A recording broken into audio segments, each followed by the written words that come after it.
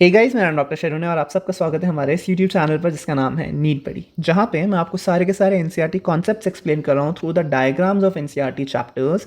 And today we are going to do excretory products and elimination which is the third chapter of human physiology. अब इस chapter में कुछ diagrams हैं जो साथ में लेके ही आप समझ सकते हो, तो उन डायग्राम्स को मैं दो डायग्राम साथ में एक्सप्लेन करूँगा and remaining diagrams will do individually as we always do. साथ ही साथ इस चैप्टर के नोट्स आपको डिस्क्रिप्शन बॉक्स में मिल जाएंगे। I am talking about the entire chapter and not just the diagrams. So वो हैंड रिटन नोट्स है जो मैंने स्पेशली आप लोग के लिए प्रिपेयर किए हैं, तो जाके वो नोट्स डाउनलोड कीजिएगा। Those notes will surely be helpful for you. So without wasting much time, let's get started. Now, this is the first diagram of excretory system. Human excretory system is a complex system because it has a lot of organs involved in it. The first organ that I'm talking about is none other than the kidneys. So we have a pair of kidneys. Kidneys की specification मैं आपको बाद में बताऊंगा, but first let's finish off all the organs that are involved. Kidney के बाद we have a pair of ureters, each ureter coming from respective kidneys. Ureter drains into urinary bladder. So this is your urinary bladder. And what is the function of urinary bladder? Bladder is what? It is basically a stretchable storage sac, right? So urinary bladder will stretch and store what? Urine. And then urinary bladder opens outside through another tube called urethra. So urethra is the connection between urinary bladder and outside, and there's one opening of urethra called as the urethral meatus. So wherever you will see meatus word in biology, meatus means a opening, correct? So urethral meatus is the opening of urethra to the outside world. So that is the entire human excretory system, or if you want to say entire human urinary system. Now I'll explain a little bit about kidney, the specifications of kidney, which is important. How many kidneys do we have? Two kidneys or a pair of kidney. What is the color of kidney? Important. It is reddish brown. Okay, remember this, color of kidney is reddish brown. Then what is the location of kidney? This is the most important part. It is located from T12, that is the last thoracic vertebrae, to L3, that is the third lumbar vertebrae. Remember, T12 to L3. What are the sizes? So if you talk about the length of kidney is about 10 to 12 centimeter. If you talk about the width or the breadth, it is about 5 to 7 centimeters. Then if you talk about thickness is about 2 to 3 centimeters, and weight of kidney is about 120 to 170 grams. So those are the basic gross anatomical features of the kidney that you need to know. Now in this zoomed diagram, you can see the point where the blood vessels and ureter is present in the kidney. There's this notch-like structure, right? What is this notch called? This notch is nothing but hilum. What is hilum? The notch of kidney through which the renal artery will enter, renal vein, and your ureter will exit. Okay, these two will exit the kidney and renal artery will enter the kidney. So that point from which the renal artery, renal vein, ureters are entering and exiting respectively is called the hilum. Now immediately after hilum, if you see, there is another funnel shaped structure, this, correct? This is forming a funnel. If I make it with a green pen, it's something like this, correct? Now this funnel shaped structure is nothing but renal pelvis. What is it? It is called renal pelvis. Again, these terms are important because often confusion happens between what is hilum, hilum के बाद what is renal pelvis, what are calyces. ये confusion लोगों को अक्सर होता है, इसलिए मैं यहाँ पे specify करके highlight करके बता रहा हूँ renal pelvis. What is it? It is the funnel shaped structure right next to hilum. अब renal pelvis से अगर आप ध्यान से देखोगे तो कुछ columns दिखेंगे, right? These columns. Again, I'll change the color for easy understanding and highlighting. So हम इस column की बात कर रहे हैं, ठीक है? These columns. What are these columns? These are called as the renal calyces. ठीक है? These are nothing but projections, and these projections are called as renal calyces. So we know what hilum is, we know what renal pelvis is, and now we know what calyces is. तो इस diagram से आपको human excretory system के बारे में इतना ही main highlight पता होना चाहिए. बट इसके अलावा डायग्राम में और क्या क्या दिख रहा है हमको? डायग्राम में हमको एक ग्लैंड दिख रहा है. This is a very important gland called as the adrenal gland. Adrenal gland. तो आप जब हार्मोन वाला चैप्टर पढ़ेंगे, which is the last chapter of this unit, तो उसमें क्या होता है? एड्रीनल ग्लैंड कौन सा ग्लैंड है? इमरजेंसी हार्मोन ग्लैंड है. ठीक है। तो यहाँ पे मैं ज़्यादा डिटेल में जाऊँगा नहीं, but adrenal gland releases emergency hormone, ये हर एक किडनी के ऊपर होता है। तो again this is 2 in number और 1 पेयर एड्रिनल ग्लैंड का हमारे पास प्रेजेंट है। उसके अलावा अब 2 मेजर ब्लड वेसल्स दिख रही हैं।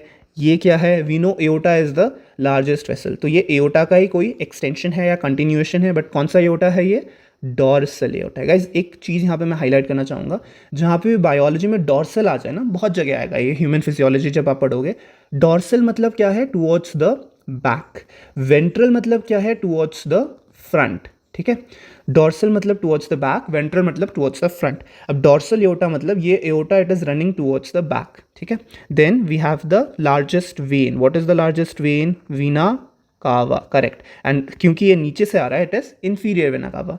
अगर हार्ट में देखोगे तो हार्ट में 2 वेना कावा आता है, नीचे से एक आता है, ऊपर से एक आता है। जो ऊपर से आएगा उसे क्या बोलेंगे, सुपीरियर, जो नीचे से आएगा उसे क्या बोलेंगे, inferior vena cava, correct. So these are the main things that are shown in this diagram, correct.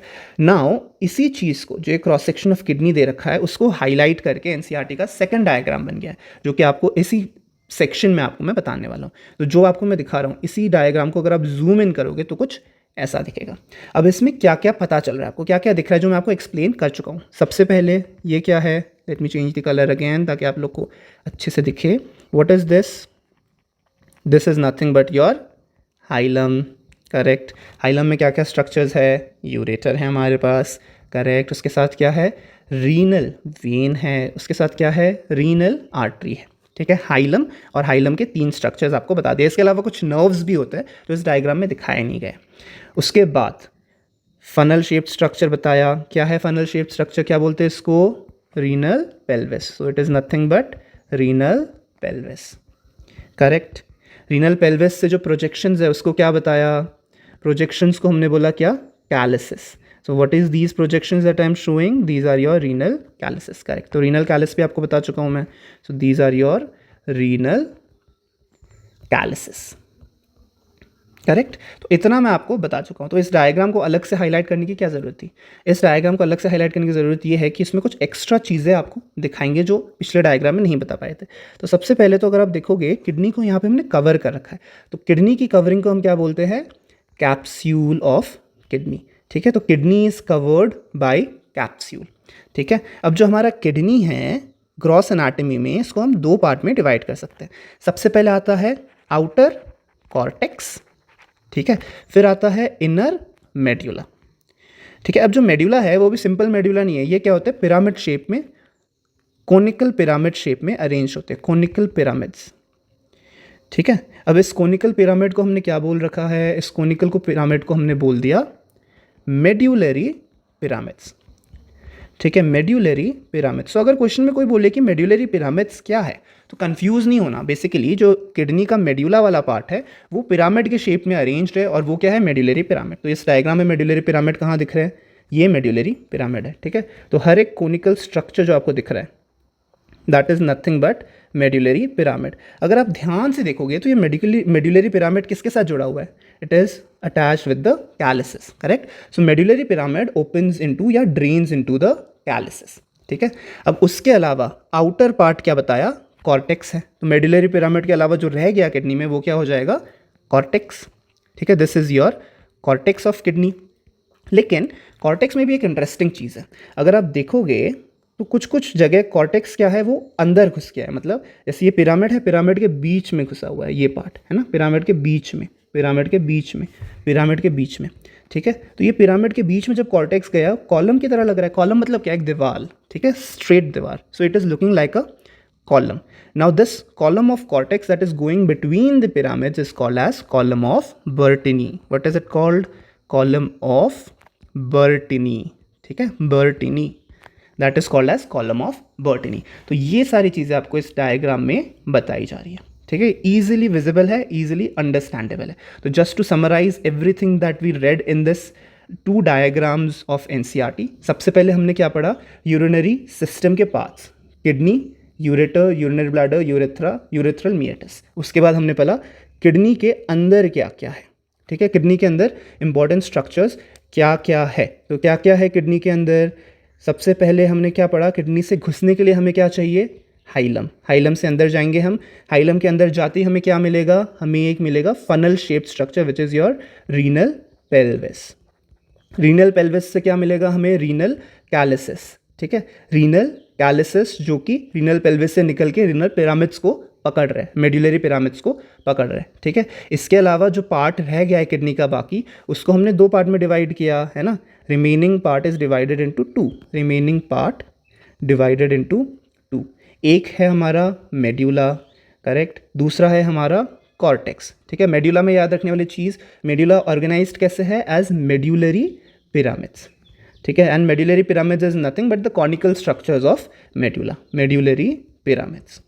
Cortex कैसे ऑर्गेनाइज्ड है, जो रिमेनिंग पार्ट है किडनी का, that is the cortex, and medullary pyramids के बीच में कॉलम्स बना रही है, और इन कॉलम्स को हमने क्या बोला है, column of Bertini. What is it called, column of Bertini. This is important word, Bertini आपको नाम याद रखना है। और इन पूरी चीज़ को किससे कवर कर रखा है हमने बाहर से, रीनल कैप्सूल से।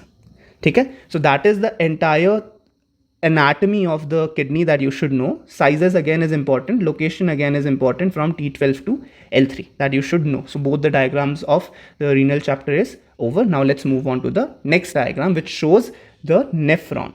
Now before we explain the nephron, सबसे पहले आपको चीज़ समझनी है कि जब भी हम बायोलॉजी में बात करते हैं दो टाइप की यूनिट्स होती हैं। ठीक है, यूनिट्स मतलब द बेसिक स्ट्रक्चर। एक होता है स्ट्रक्चरल यूनिट, स्ट्रक्चरल यूनिट वो है जो पूरा स्ट्रक्चर बनाएंगे। एक होता है फंक्शनल यूनिट, फंक्शनल यूनिट वो है जो ऑर्गन का काम है, करेक्ट, वो काम करने के लिए सबसे छोटा यूनिट जो वो काम कर सकता है, that is the functional unit. Now kidney का functional unit is what, it is a nephron, जो कि इस डायग्राम में दिखाया गया है। ठीक है, इट इज़ अ नेफ्रॉन। लेकिन स्ट्रक्चरल यूनिट ऑफ किडनी क्या है, structural unit of kidney is the cells only which are going to make the nephrons. तो सारे सेल्स, अकेला सेल कोई भी किडनी का फंक्शन कैरी आउट नहीं कर सकता। जब सेल्स आपस में मिलेंगे तो वो बनाएंगे नेफ्रॉन, और नेफ्रॉन आपका फंक्शनल यूनिट है जो कि एक इंडिविजुअल एग्जिस्टेंस में किडनी का फंक्शन कैरी आउट कर सकता है। ठीक है, now nephron is basically the main highlight of this chapter. आपको पता होना चाहिए नेफ्रॉन क्या है, नेफ्रॉन को कैसे डिवाइड किया गया और क्या क्या चीज़ें नेफ्रॉन में आती है। सबसे पहले नेफ्रॉन को हम दो पार्ट में डिवाइड कर देंगे। ठीक है, एक पार्ट है हमारा ट्यूब्यूलर स्ट्रक्चर, जो सारे के सारे ट्यूब्स आपको दिख रहे हैं नेफ्रॉन के, जो ब्लैक पेन से बनाया, that is a tubular structure. तो नेफ्रॉन में हमारे पास एक तो है ट्यूब्यूलर स्ट्रक्चर, दूसरी चीज़ नेफ्रॉन में जो है वो है हमारे पास ग्लोमेरुलस। अब ये ग्लोमेरुलस क्या है आपको पता होना चाहिए। So what exactly is glomerulus? Glomerulus is a tuft of capillaries. What is tuft? Tuft मतलब क्या है? Tuft is nothing but a collection, गुच्छा। ठीक है, हिंदी में गुच्छा बोलते हैं, तो गुच्छे, कैपिलरी के गुच्छे को हम क्या बोलते हैं, ग्लोमेरुलस। इस डायग्राम में अगर मैं दिखाऊं तो ये जो गुच्छा दिख रहा है आपको ब्लड वेसल्स का, बहुत सारे ब्लड वेसल्स दिख रहे हैं ना, that is your glomerulus. What is it, it is your glomerulus. ठीक है, अगर आप देखोगे ग्लोमेरुलस में एक आर्टरी आ रही है और एक आर्टरी निकल रही है, तो जो आर्टरी आ रही है वो कौन सी आर्टरी है, that is your afferent artery. ठीक है, एफरेंट आर्टीरियोल, एफरेंट आर्टीरियोल आके ये गुच्छा बनाएगा ब्लड वेसल का, और जो गुच्छा बनने के बाद बाहर निकलेगा that is your efferent arteriole, efferent. ठीक है, ये टर्म याद रखना, afferent and efferent. Nervous system में बताएंगे afferent nerve and efferent nerve.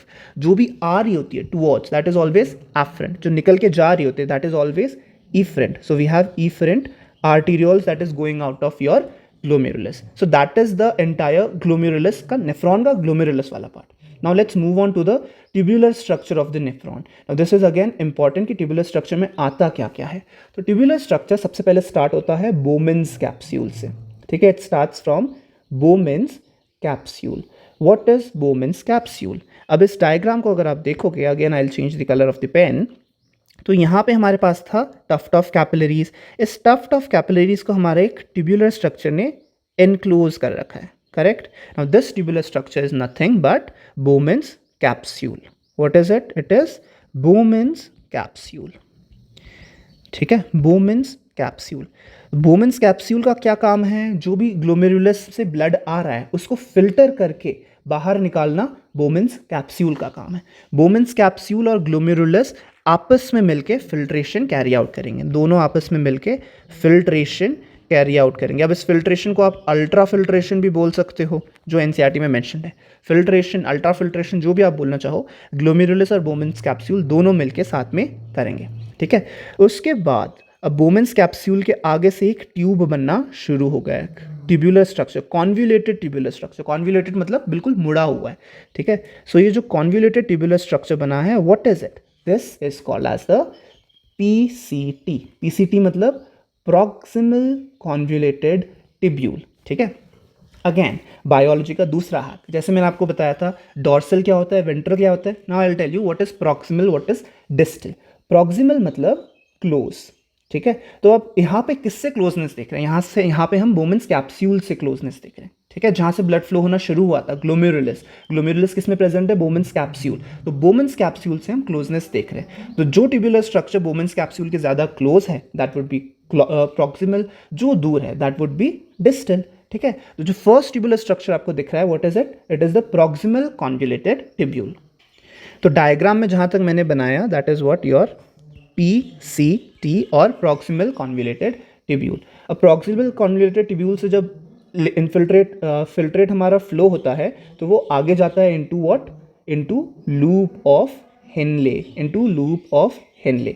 जो हमारा लूप ऑफ हेनले है that can be divided again into two parts. एक होता है हमारा descending limb of loop of Henle, descending limb. दूसरा होगा हमारा ascending limb of loop of Henle, ascending limb. So ये यहाँ से हम जब स्टार्ट करेंगे तो जैसे ही पीसीटी कंप्लीट हुआ, अब ये जो नीचे जा रहा स्ट्रक्चर है जिसको मैं पिंक पेन से फिर से हाईलाइट कर रहा हूँ, that is your descending limb. Descend मतलब नीचे जा रहा है, सो what is it? It is descending limb of loop of Henle, ठीक है। It is loop of Henley का डिसेंडिंग लिम्ब, ठीक है। अब ये लूप ऑफ हेनले पूरा नीचे से बेंड होके वापस ऊपर जाना स्टार्ट करता है। अब ये जब वापस ऊपर जाना स्टार्ट करेगा उसको हम क्या बोलेंगे? Ascending limb. Obviously simple understanding है, डिसेंडिंग मतलब नीचे जाना, असेंडिंग मतलब ऊपर आना। सो जो नेक्स्ट पार्ट है that is your ascending limb of loop of Henle, ठीक है, ascending limb of loop of Henley. यहाँ पे असेंडिंग लिम्ब डिसेंडिंग लिम्ब अलग अलग मेंशन क्यों कर रहे हैं बताऊंगा। कॉन्सेंट्रेशन ऑफ यूरिन में आपको बताऊंगा कि कैसे असेंडिंग लिम्ब और डिसेंडिंग लिम्ब का अलग अलग फंक्शन है, इसीलिए असेंडिंग लिम्ब और डिसेंडिंग लिम्ब अलग अलग मेंशन किया जाता है, ठीक है। अब जैसे जैसे असेंडिंग लिम्ब ऊपर जाएगा, ऊपर जाने के बाद यहाँ पे फिर से कॉन्वोल्यूटेड स्ट्रक्चर दिख रहा है आपको, है ना। कॉन्वोल्यूटेड मतलब बिल्कुल बहुत ज़्यादा बेंट स्ट्रक्चर है, ठीक है। तो इस कॉन्वोल्यूटेड स्ट्रक्चर हमको क्या बोलेंगे? नेक्स्ट कॉन्वोल्यूटेड स्ट्रक्चर जो आ जाएगा वो है डिस्टल कॉन्वोल्यूटेड स्ट्रक्चर। अब आपको पता चल गया हम डिस्टल क्यों बोल रहे हैं, क्योंकि ये हमारा ग्लोमेरुलस से अब दूर है, इसलिए it is a distal convoluted structure, distal convoluted tubule. So distal convoluted tubule को हमने क्या बोला? DCT, correct. Now after DCT ये जो हमारा बड़ा सा ट्यूब अब दिख गया है, अब इसके लिए मैं कलर चेंज करूंगा क्योंकि ये एक नेफ्रॉन का पार्ट नहीं है, ये बहुत सारे नेफ्रॉन इसी स्ट्रक्चर में ड्रेन करते हैं।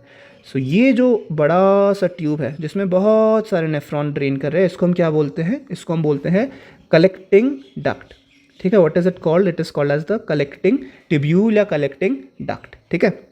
देखो ये हमारा नेफ्रॉन जो हमने डिस्क्राइब किया वो ड्रेन हो रहा था, वैसे ही यहाँ से भी एक नेफ्रॉन आ रहा है, वैसे ही ऊपर जाओगे तो यहाँ से भी एक नेफ्रॉन आ रहा है। सो ये जो कलेक्टिंग ट्यूब्यूल है इज़ द फाइनल स्ट्रक्चर, और इसमें बहुत सारे नेफ्रॉन, सिर्फ एक नेफ्रॉन नहीं, बहुत सारे नेफ्रॉन ड्रेन करेंगे। What is it called? It is called as the collecting tubule. Now this collecting tubule कहाँ पे ड्रेन करेगा? This will drain into the calyx part. Remember what is calyx, है ना। किडनी वाले में एनाटमी ऑफ किडनी में बताया था कैलिसिस, जो कॉलम निकल रहे थे, है ना। So this is the part, this collecting tubule will drain into the calyx, calyx will drain into then the pelvis, and pelvis से urine will go into the ureters, ठीक है, और यूरेटर से फिर यूरिनरी ब्लैडर। सिंपल ऑर्गेनाइजेशन है, ठीक है। सो collecting tubules nephron से कलेक्ट करता है, नेफ्रॉन से जो कलेक्टिंग यूरिन कलेक्टिंग ट्यूब्यूल में गया वो कलेक्टिंग ट्यूब्यूल से फिर कैलसिस में जाता है, कैलस से फिर पेल्विस में, पेल्विस से फिर यूरेटर में, और फाइनली यूरिनरी ब्लैडर में जाके स्टोर हो जाता है, ठीक है। So that is the entire nephron. अलग अलग पार्ट नेफ्रॉन का अलग अलग फंक्शन है, ठीक है। ग्लोमेरुलस और बोमेंस कैप्सूल का जैसे मैंने बताया क्या फंक्शन है? Ultra filtration is the function of these two. वैसे ही जो हमारे ट्यूब्यूल्स है, ट्यूब्यूल्स का फंक्शन क्या क्या है? Entire tubular structure, tubular structures के क्या क्या फंक्शन होते हैं? रीएब्सॉर्प्शन, ठीक है। क्योंकि आपको पता है फिल्ट्रेट बहुत ज़्यादा बनता है, और पूरा फिल्ट्रेट अगर हम निकालने की कोशिश करेंगे बॉडी से तो डिहाइड्रेशन, सिवियर डिहाइड्रेशन हो जाएगा।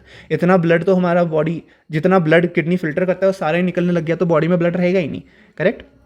इसीलिए ज़्यादातर चीज़ें रीएब्जॉर्प्शन होती है, 99% गेट्स रीएब्जॉर्ब। तो ट्यूबुलर स्ट्रक्चर का क्या फंक्शन है? First is reabsorption and second is secretion, selective secretion to maintain the ionic balance, that is the function of tubular structure. Glomerulus और बोमेन्स कैप्सूल का फंक्शन इज अल्ट्राफिल्ट्रेशन। इससे ज़्यादा मैं अब हाईलाइट नहीं कर सकता कितना इंपॉर्टेंट ये डायग्राम है और क्या क्या इंपॉर्टेंट फंक्शंस हैं। नाउ जस्ट टू हाईलाइट, जैसे उस डायग्राम में हमने किडनी का सेक्शन एनलार्ज करके दिखाया था, इस डायग्राम में ग्लोमेरुलस और बोमेन्स कैप्सूल का सेक्शन मैं आपको हाईलाइट करके दिखा रहा हूँ।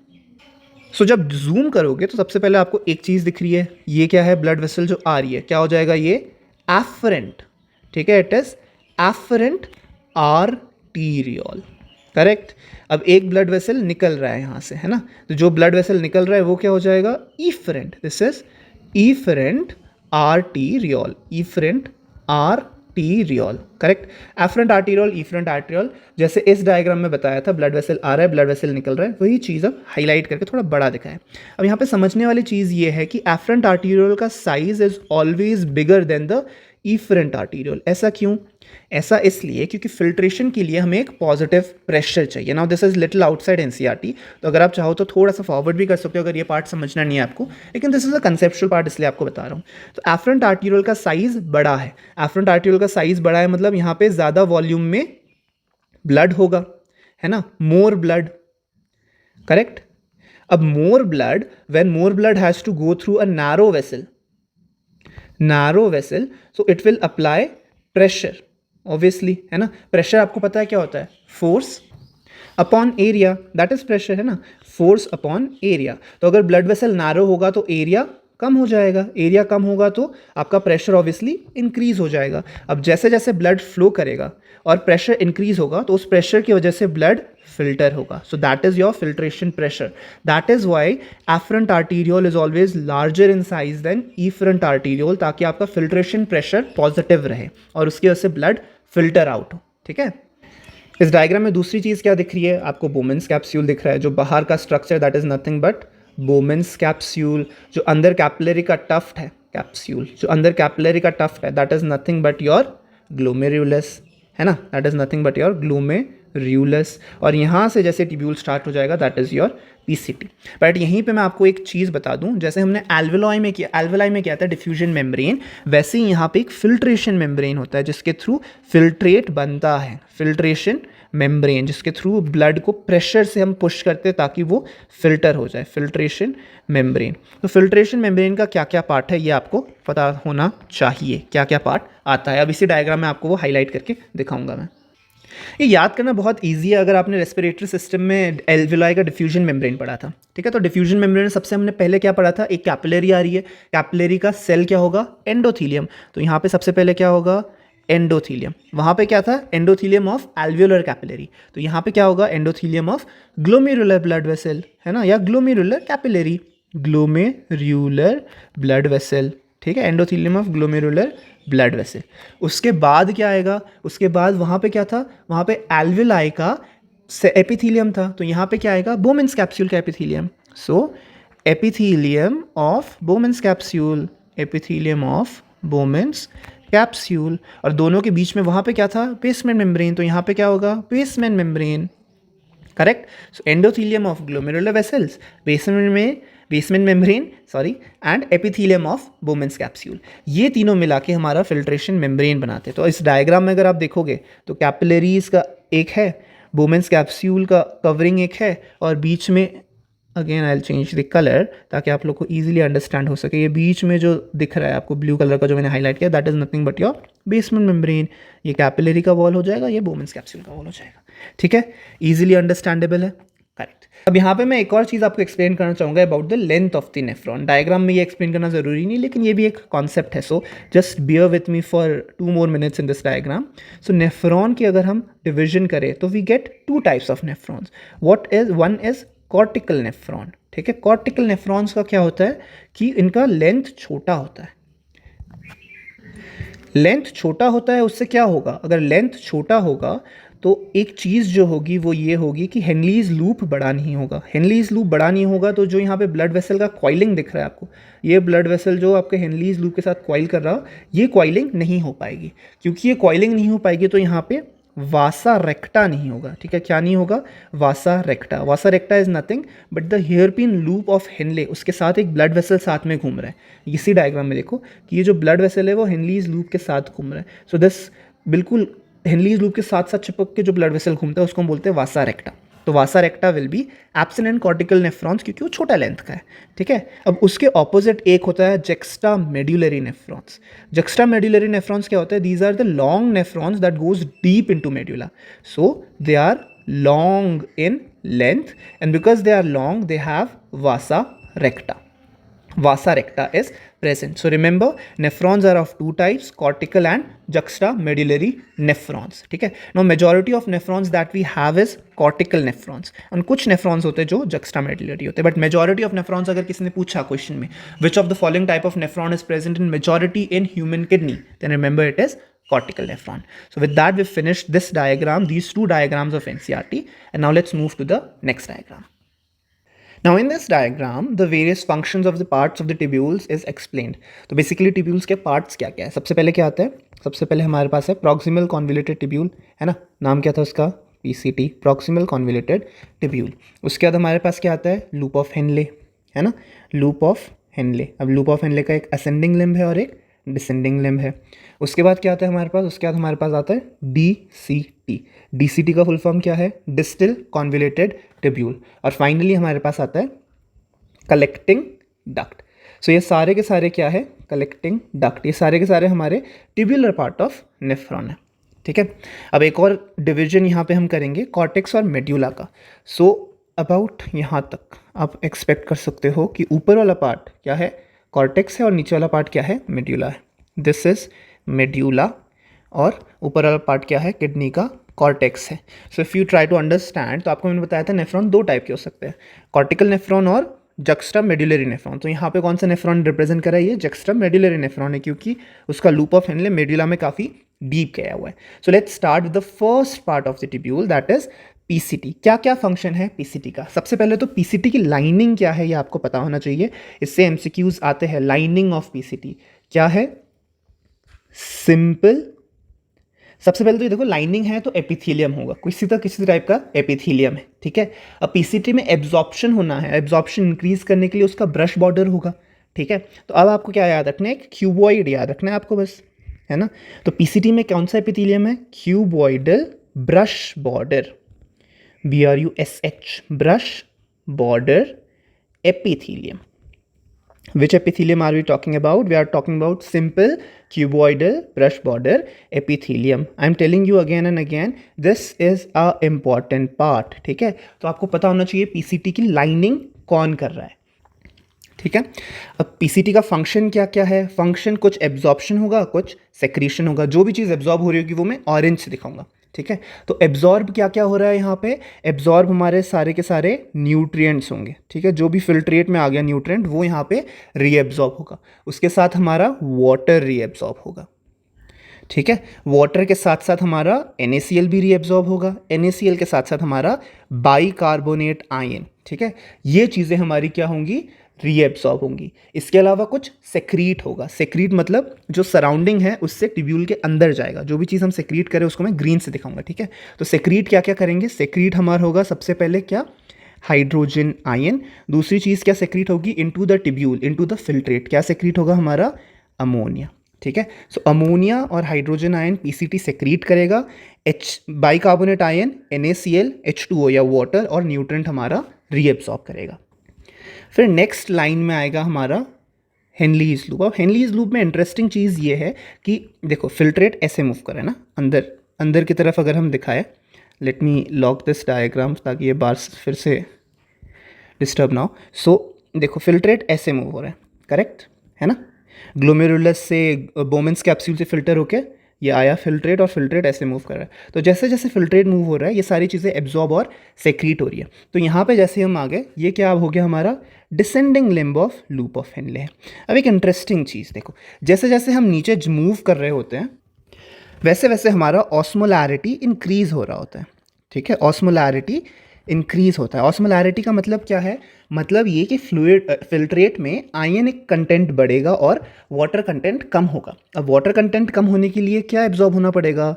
वाटर कंटेंट कम होने के लिए हमको वाटर एब्जॉर्ब करना पड़ेगा, करेक्ट। सो जो हमारा descending limb of loop of Henley, उससे क्या एब्जॉर्ब होगा? उससे हमारा एब्जॉर्ब होगा वाटर, ठीक है। तो जैसे जैसे फिल्ट्रेट नीचे की तरफ मूव करेगा हमारा वाटर एब्जॉर्ब होता जाएगा, ठीक है। ये फिल्ट्रेट नीचे की तरफ मूव कर रहा है और वाटर उससे कम होता जा रहा है, वाटर बेसिकली रीएब्जॉर्ब होता जा रहा है, ठीक है।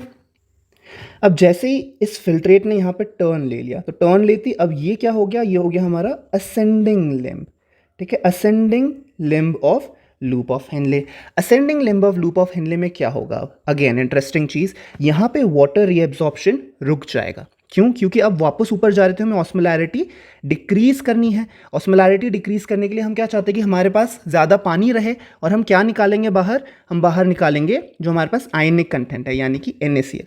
तो ascending limb of loop of Henley में हमारा क्या रीएब्जॉर्ब होगा? हमारा यहाँ पे इलेक्ट्रोलाइट्स रीएब्जॉर्ब होंगे, इलेक्ट्रोलाइट्स यानी कि NaCl, ठीक है। तो यहाँ पे क्या पानी बाहर आ रहा था, अब जैसे ही हमने ये टर्न मारा और असेंडिंग लिम्ब में आ गया, पानी बाहर नहीं आ रहा, अब इलेक्ट्रोलाइट बाहर आ रहा है। तो जैसे जैसे हम ऊपर मूव करते जाएंगे हमारा NaCl बाहर आते जाएगा, और जैसे जैसे NaCl बाहर आते जाएगा ऑस्मोलैरिटी हमारा कम होता रहेगा, ठीक है। ये ऑस्मोलैरिटी का कॉन्सेप्ट आपको कॉन्सेंट्रेशन ऑफ यूरिन वाले डायग्राम में भी समझाऊंगा। अभी के लिए इतना याद रखो कि जब हम कॉर्टेक्स से मेडुला की तरफ मूव करते हैं ऑस्मोलैरिटी हमारी इंक्रीज होती है, और जब हम मेडुला से वापस कॉर्टेक्स की तरफ मूव करते हैं तो ऑस्मोलैरिटी हमारी डिक्रीज होती है, ठीक है। तो बेसिकली कॉर्टेक्स में लो ऑस्मोलर सराउंडिंग है और मेडुला में हाई ऑस्मोलर सराउंडिंग है, ठीक है। इतना कॉन्सेप्ट आपको याद रखना है, तो आपको समझ आ जाए कि क्यों डिसेंडिंग में वाटर रीअब्जॉर्ब होगा ताकि फिल्ट्रेट का ऑस्मोलैरिटी इंक्रीज हो, और क्यों असेंडिंग लिम्ब में NaCl रीअब्जॉर्ब होगा और ये इम्परमिएबल है for water. Remember it is impermeable to water. अगर क्वेश्चन में कहीं पे पूछा which part of nephron is impermeable to water, क्योंकि पूरे ट्यूबुलर पार्ट का मेन फंक्शन क्या है कि हम ज़्यादा से ज़्यादा फिल्ट्रेट रीएब्जॉर्ब कर लें, और फिल्ट्रेट में मेजॉरिटी पानी ही है, लेकिन एक ऐसा पार्ट जहाँ पे पानी रीएब्जॉर्ब नहीं हो रहा, that is your ascending limb of loop of Henle, ठीक है। अब ascending limb of loop of Henley में फिल्ट्रेट ट्रैवल कर रहा था, और ट्रैवल करते करते अब फिल्ट्रेट ऊपर आना शुरू हो गया। ऊपर आते आते अब फिल्ट्रेट आ गया कहाँ पे? DCT में। सो this is your what? DCT। DCT is distal convoluted tubule. अब DCT का क्या क्या काम है? सबसे पहले तो DCT क्या करता है? वो सेलेक्टिव रीएब्जॉर्प्शन या कंडीशनल रीएब्जॉर्प्शन करता है। Sorry, I will change the colour to orange. Reabsorption में ऑरेंज से दिखा रहे हैं ना, तो कंडीशनल रीएब्जॉर्प्शन में NaCl और वाटर वो रीअब्जॉर्ब करेगा, ठीक है। NaCl और वाटर रीअब्जॉर्ब करेगा। कंडीशनल मतलब जब ज़रूरत पड़ेगी, हमेशा नहीं, क्योंकि majority of NaCl, majority of water और न्यूट्रेंट PCT से रीअब्जॉर्ब हो चुका है। अब जो छोटा मोटा थोड़ा बहुत रह गया है वो DSCT रीअब्सॉर्ब कर लेगा, ठीक है। तो DCT का खास काम क्या है? कंडीशनल वर्ड याद रखना है आपको, ठीक है। Conditional, this is under many hormonal control, ठीक है। रास सिस्टम होता है, बहुत सारे हार्मोन्स होता है, एल्डोस्टेरोन होता है, तो ये क्या करते हैं? ये DCT में काम करते हैं, और DCT में कंडीशनल रीअब्सॉर्प्शन करवाते हैं, conditional reabsorption of water and sodium या फिर सोडियम क्लोराइड, ठीक है। अब उसी के साथ आयनिक बैलेंस मेंटेन करने के लिए रीएब्जॉर्प्शन ऑफ बाइकार्बोनेट होता है। रीएब्जॉर्प्शन ऑफ बाइकार्बोनेट के साथ अगेन आयनिक बैलेंस मेंटेन करने के लिए कुछ इलेक्ट्रोलाइट हम छोड़ते भी है फिल्ट्रेट के अंदर। तो क्या क्या डालते हैं फिल्ट्रेट के अंदर? हम H+ डालेंगे, हम NH3 अमोनिया डालेंगे, ठीक है। सो हमने H+ डाला, हमने अमोनिया डाला, और हम पोटाशियम भी सेलेक्टिव सेक्रीशन करते हैं, ठीक है। तो selective secretion of potassium, H+ ions and ammonia, ठीक है। तो हमारा क्या क्या हो गया? हमारा PCT हो गया, हमारा DCT हो गया, हमारा लूप ऑफ हेनले हो गया। Now let's move on to the last part, that is the collecting duct. अब कलेक्टिंग डक्ट क्या क्या करता है? कलेक्टिंग डक्ट ज़्यादा जो चीज़ों को एब्जॉर्ब करता है, तो सबसे ज़्यादा क्या ऑब्जॉर्ब करता है? वो वाटर एब्जॉर्ब करता है। कब करता है वाटर एब्जॉर्ब? देखो, ज़्यादातर वाटर तो हमारा यहीं पे एब्जॉर्ब हो गया, PCT ने एब्जॉर्ब कर लिया, फिर जो रह गया वो हमारा descending limb of loop of Henley ने एब्जॉर्ब कर लिया, और जो कुछ रह गया वो कंडीशनल रीएब्जॉर्प्शन में DCT ने एब्जॉर्ब कर लिया। तो अब ये अपना कलेक्टिंग डक्ट क्या है? कौन सा वाटर रीएब्जॉर्ब कर रहा है? सो बेसिकली जब आपको यूरिन कॉन्सेंट्रेशन करना होता है, in the process of urine concentration, आपको मैं बताऊंगा, because of the osmolarity gradient that is created, आपका जो वाटर है कलेक्टिंग डक्ट से रीएब्जॉर्ब होता है, ठीक है। कलेक्टिंग डक्ट से रीअब्जॉर्प्शन ऑफ वाटर सिर्फ और सिर्फ यूरिन कॉन्सेंट्रेशन के टाइम में ही होगा, ठीक है। बाकी टाइम में कलेक्टिंग डक्ट को वाटर रीअब्जॉर्ब करने की ज़रूरत नहीं है, लेकिन जैसे ही सिग्नल आया कि पानी बचाना है बॉडी को, कॉन्सेंट्रेटेड यूरिन बनाओ, तो आपका रीअब्जॉर्प्शन ऑफ वाटर हो जाएगा कलेक्टिंग डक्ट से, ठीक है। दूसरी चीज़, ये थोड़ा सा यूरिया भी पास कर देता है, ठीक है। Now we know that urea is a waste, ठीक है, that is the nitrogenous waste जो हम बॉडी से निकालना चाह रहे हैं। तो यूरिया क्यों सेक्रीट कर रहा है इनटू, मतलब यूरिया क्यों रीअब्जॉर्ब कर रहा है? तो बेसिकली यूरिया रीअब्जॉर्ब करके वो मेड्यूलरी इंटरस्टिशियम में भेजता है। कहाँ पे भेजता है? Medullary interstitium. What is interstitium? Basically medulla में जितने भी सेल्स होंगे उनके बीच का जो स्पेस है उसे इंटरस्टिशियम बोलते हैं, ठीक है। तो वो यूरिया एब्जॉर्ब करके मेड्यूलरी इंटरस्टिशियम में भेजता है। क्यों भेजता है? To maintain the osmolarity. ये पूरा खेल कॉन्सेंट्रेशन ऑफ यूरिन का जो पूरा खेल है वो खेल है ऑस्मोलैरिटी का, जो यहाँ पे मैं आपको समझा रहा था, है ना, कि कैसे मेड्यूला की तरफ जब आप बढ़ोगे तो ऑस्मोलैरिटी इंक्रीज होती है और कॉर्टेक्स की तरफ वापस जाओगे तो ऑस्मोलैरिटी डिक्रीज होती है। तो वही ऑस्मोलैरिटी मेंटेन करने के लिए ये यूरिया थोड़ा बहुत रीएब्जॉर्ब करके मेड्यूलरी इंटरस्टिशियम में दे देता है, ठीक है। सो ये है आपके पूरे के पूरे different parts of the tubules के फंक्शंस जो आप लोग को पता होना चाहिए। Main reabsorption again I am highlighting कहाँ पे है? पीसीटी में। कंडीशनल रीअब्जॉर्प्शन कहाँ पे है? डीसीटी में। कलेक्टिंग डक्ट का क्या काम है? कॉन्सेंट्रेशन ऑफ यूरिन में काम है और ऑस्मोलैरिटी मेंटेन करने में काम है। हेनलीज लूप का क्या काम है? ऑस्मोलैरिटी जो मेंटेन हो रही है उसको कैरी आउट करने में हेनलीज लूप का भी काम है। कहीं पे वाटर रीअब्जॉर्ब हो रहा है, कहीं पे NaCl रीअब्जॉर्ब हो रहा है। अगेन इम्परमिएबल टू वाटर कौन सा पार्ट है? Impermeable to water is only one part in the entire tubule, that is ascending limb of loop of Henle. Ascending limb of loop of Henle, ठीक है। So that is the entire diagram. Now let's move on to the final diagram of this chapter. Now this is a very important diagram that is going to explain you how the concentration of urine works. Even before we start with the diagram, मैं यहाँ पे कुछ layers बनाना चाहता हूँ जो कि osmolarity बताएंगे, ठीक है। ये 3 लेयर में मैं इसको डिवाइड कर दूंगा। ये NCERT का ही बिल्कुल रेप्लिका डायग्राम बनाया है मैंने, तो आप NCERT अगर ओपन करोगे तो आपको ये लेयर्स दिख जाएगा और समझने में थोड़ी सी आसानी हो जाएगी, ठीक है। तो सबसे बाहर वाला लेयर क्या होता है? सबसे बाहर तो वैसे कैप्सूल होता है, बट यहाँ पे जो हम नेफ्रॉन की बात करें तो सबसे आउटर लेयर क्या है? कॉर्टेक्स है। उसके बाद क्या है? मेड्यूला, जिसको हम 2 पार्ट में डिवाइड कर रहे हैं, आउटर मेड्यूला, ठीक है। आउटर मेड्यूला के अंदर वाला part would be inner medulla, ठीक है। अब जो चीज़ मैं पिछले डायग्राम में भी आपको बता रहा था, जैसे जैसे हम कॉर्टेक्स से इनर मेड्यूला की तरफ बढ़ेंगे, as will move from cortex to inner medulla, osmolarity will increase, osmolarity will increase. So suppose अगर कॉर्टेक्स में ऑस्मोलैरिटी यहाँ पे 300 मिलीऑस्मोल्स की ऑस्मोलैरिटी है, मिलीऑस्मोल्स पर लीटर की ऑस्मोलैरिटी है, तो आउटर मेड्यूला में जब हम आएंगे तो दैट वुड बी अराउंड 600 मिलीऑस्मोल्स, ठीक है। और जैसे हम इनर मेड्यूला में जाएंगे तो वो और इंक्रीज हो जाके 900 मिलीऑस्मोल्स की ऑस्मोलैरिटी बना देगा, और नीचे जाएंगे तो वो 1200 मिलीऑस्मोल्स की ऑस्मोलैरिटी तक जाता है, ठीक है। तो जैसे जैसे हम नीचे आ रहे हैं वैसे वैसे ऑस्मोलैरिटी इंक्रीज हो रही है। पहला चीज़ ये आपको समझना है कि ऑस्मोलैरिटी कैसे इंक्रीज हो रही है। दूसरी चीज़, इस डायग्राम में 2 चीज़ें साथ में एक्सप्लेन की गई है। एक तो है आपका वासा रेक्टा। वासा रेक्टा में क्या फ्लो करेगा? वासा रेक्टा में ब्लड फ्लो करेगा, ठीक है। दूसरा चीज़ है आपका नेफ्रॉन। ये जो दिखाया गया है, this is your nephron. Nephron में क्या फ्लो कर रहा है? नेफ्रॉन में हमारा फिल्ट्रेट फ्लो कर रहा है, ठीक है। तो वासा रेक्टा में ब्लड है, नेफ्रॉन में फिल्ट्रेट फ्लो कर रहा है। अब कॉन्सेंट्रेशन ऑफ यूरिन के लिए हमें काउंटर करंट चाहिए। काउंटर करंट मतलब कि एक आर्म में एक डायरेक्शन में है और दूसरे आर्म में ऑपोजिट डायरेक्शन में। तो जैसे कि वासा रेक्टा में आपको दिखाऊं तो ये डिसेंडिंग आर्म है वासा रेक्टा का, है ना। अब डिसेंडिंग आर्म में ब्लड फ्लो इस डायरेक्शन में है और असेंडिंग आर्म में बिल्कुल ऑपोजिट डायरेक्शन हो गया। तो एक ब्लड फ्लो नीचे की तरफ आ रहा था और असेंडिंग आर्म में वही ब्लड अब ऊपर की तरफ जा रहा है। वैसा ही फिल्ट्रेट में भी होता है ना। जो आपका descending limb of loop of Henle है उसमें नीचे की तरफ आ रहा है और तुरंत लूप ऑफ हेनले जैसे बेंड करके ऊपर जाना शुरू करेगा, ब्लड फ्लो, ये फिल्ट्रेट फ्लो ट्यूब्यूल्स में ऑपोजिट डायरेक्शन में हो जाएगा। सो आप देखोगे तो काउंटर करंट, 3 काउंटर करंट है। There are total 3 counter currents, ठीक है। 3 काउंटर करंट्स क्यों बोल रहा हूँ मैं? एक काउंटर करंट है लूप ऑफ हेनले में, ठीक है। उनके 2 लिम्स में एक काउंटर करंट है। दूसरा काउंटर करंट है वासा रेक्टा में, ठीक है। वासा रेक्टा के अपने अपने लिम्स में दूसरा काउंटर करंट है। तीसरा counter current loop of Henley and वासा रेक्टा के बीच में, ठीक है। तो बेसिकली क्या है, जो ascending limb of loop of Henle है वो किसके साथ कोइंसाइड करेगा? डिसेंडिंग लिम्ब ऑफ वासा रेक्टा। ठीक है। वैसे ही जो descending limb of loop of Henley वो किसके साथ कोइंसाइड करेगा, असेंडिंग लिम्ब ऑफ वासा रेक्टा। ये ऐसे अलग अलग नहीं रहते, बेसिकली ये दूसरे एक दूसरे के ऊपर साथ में बैठे हुए होते हैं। तो जब बैठेंगे एक दूसरे के ऊपर, यू कैन सी यहाँ पे असेंडिंग है और यहाँ पे डिसेंडिंग है, तो ये काउंटर करंट है। यहाँ पे डिसेंडिंग है, यहाँ पे असेंडिंग, तो ये भी एक काउंटर करंट है। So in total there are 3 counter currents that are happening, right. एक तो लूप ऑफ हेनले में अपना है, एक वासा रेक्टा में अपना है, और एक लूप ऑफ हेनले और वासा रेक्टा के बीच में अपना है। अब होगा क्या, होगा ये कि जैसे जैसे फिल्ट्रेट नीचे की तरफ मूव करेगा, है ना, नीचे की तरफ मूव करेगा मतलब उसको क्या, ऑस्मोलैरिटी अपनी इंक्रीज करनी पड़ेगी। तो ऑस्मोलैरिटी वो कैसे इंक्रीज करेगा, जैसे मैंने पिछले डायग्राम में बताया था, वो अपने बॉडी अपने फिल्ट्रेट में से वाटर बाहर निकालेगा।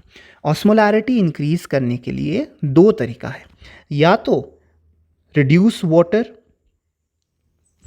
है ना, either you have to reduce water और you have to increase ion content, तब जाके ऑस्मोलैरिटी इंक्रीज होगा। तो यहाँ पे फिल्ट्रेट क्या कर रहा है, फिल्ट्रेट पानी कम कर रहा है, अपना पानी कम कर रहा है, तो जैसे जैसे नीचे मूव करेगा फिल्ट्रेट की ऑस्मोलैरिटी इंक्रीज होती रहेगी, है ना। तो सपोज फिल्ट्रेट की ऑस्मोलैरिटी यहाँ पे 400 थी, तो जैसे यहाँ पे आएगा यहाँ पे 600 हो जाएगा, यहाँ पे नीचे आते आते यहाँ पे 900 हो जाएगा, और फाइनली यहाँ पे 1200। फिल्ट्रेट की ऑस्मोलैरिटी की बात कर रहा है, फिल्ट्रेट की ऑस्मोलैरिटी हो जाएगी, ठीक है। अब फिल्ट्रेट को वापस ऊपर जाना है, वापस ऊपर जाना है, तो ऑस्मोलैरिटी मेंटेन करने के लिए क्या करेगा वो, बेसिकली क्या करना है, ऊपर जाने के लिए ऑस्मोलैरिटी डिक्रीज करना है। ऑस्मोलैरिटी डिक्रीज करने के लिए क्या करेगा वो, अपना आयन कंटेंट डिक्रीज करेगा।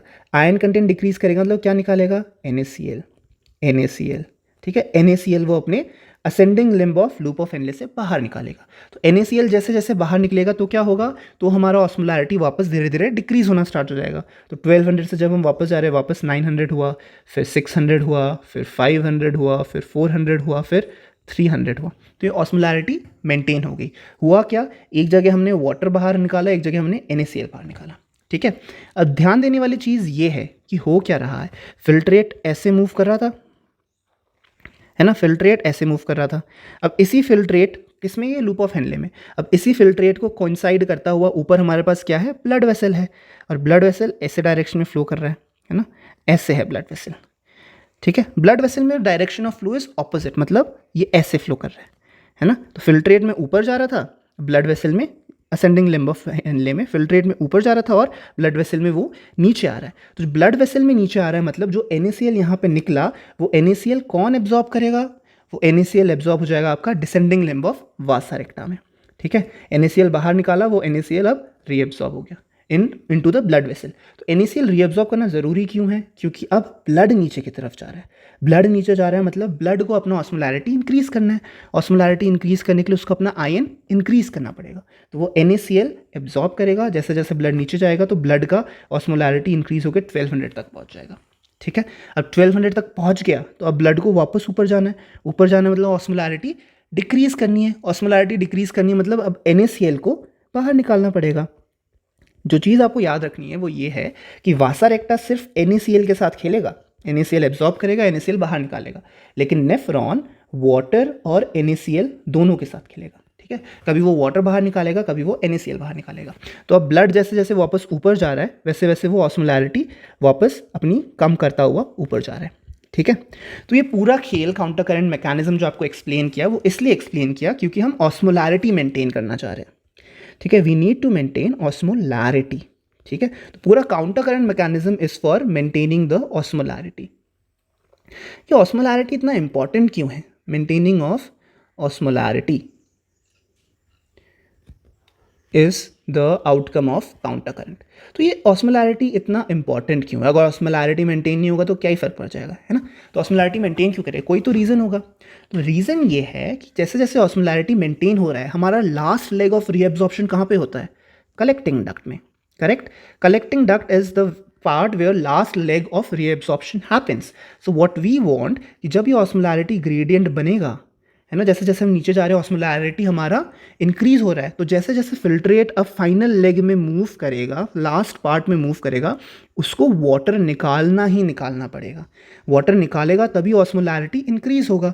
अब वाटर निकालना ही निकालना पड़ेगा, कुछ भी हो जाए वाटर बाहर निकालना ही है। और ये कुछ ऐसा वाटर नहीं है जो नॉर्मली निकल जाता, नहीं, ये एक्स्ट्रा वाटर है जो हम रीएब्जॉर्ब कर रहे हैं। एक्स्ट्रा वाटर मतलब यहाँ पे हमने क्या बताया, PCT में भी वाटर रीएब्जॉर्ब हुआ, DCT में भी वाटर रीएब्जॉर्ब हुआ, यहाँ पे लूप ऑफ हेनले में भी वाटर रीएब्जॉर्ब हुआ, लेकिन ये सब रीएब्जॉर्ब करने के बाद जब हम और एक्स्ट्रा वाटर रीएब्जॉर्ब करना चाहते हैं तो ये एक्स्ट्रा वाटर ऐसे ही बाहर नहीं आ जाएगा जैसे नॉर्मली बाकी पार्ट में वाटर आ गया था। तो इस एक्स्ट्रा वाटर को बाहर निकालने के लिए ये ऑस्मोलैरिटी ग्रेडियंट जनरेट करना ज़रूरी है, और इस ऑस्मोलैरिटी ग्रेडियंट को जनरेट करने के लिए हमें काउंटर करंट मैकेनिज्म चाहिए। तो just to summarise, counter current mechanism की वजह से कॉन्सेंट्रेशन ग्रेडियंट जनरेट हो रहा है, ठीक है। Counter current mechanism generates your concentration और ऑस्मोलैरिटी ग्रेडियंट, ठीक है। और उस ऑस्मोलैरिटी ग्रेडियंट की वजह से हमारा वाटर रीएब्जॉर्प्शन इंक्रीज हो रहा है। वाटर रीएब्जॉर्प्शन हो रहा है बोलना गलत है, वाटर रीएब्जॉर्ब नॉर्मल भी हो रहा था, वाटर रीएब्जॉर्प्शन इंक्रीज हो रहा है, और वाटर रीएब्जॉर्प्शन इंक्रीज होने की वजह से हमारा यूरिन कॉन्सेंट्रेट हो रहा है, ठीक है। So that is the entire counter current mechanism and how the concentration of urine is happening. So those were all the diagrams of this chapter. I hope you found the video helpful. Again guys, description में आपको notes मिल जाएंगे, not just of these diagrams, of the entire chapter. Handwritten notes से I worked really hard on them and I'm pretty sure you'll find them helpful. So do download them and study from them. Plus वही चीज़ आपको comment section में pinned comment में भी link मिल जाएगा. You can download the notes from there. Also, if you're finding the videos helpful, do share the videos with other NEET aspirants as well. And these videos are, I'm pretty sure, will be helpful for your class 11 preparation as well. So if you know any other student who is preparing for NEET or giving class 11th exams, then share these videos with them. That will help in building up of their concepts so that they can clear their concepts and understand the diagrams better rather than just rectifying it. So that would be all. I'll see you in my next video. Till then, all the best and keep working hard. I'll see you in the next video, guys. Bye-bye.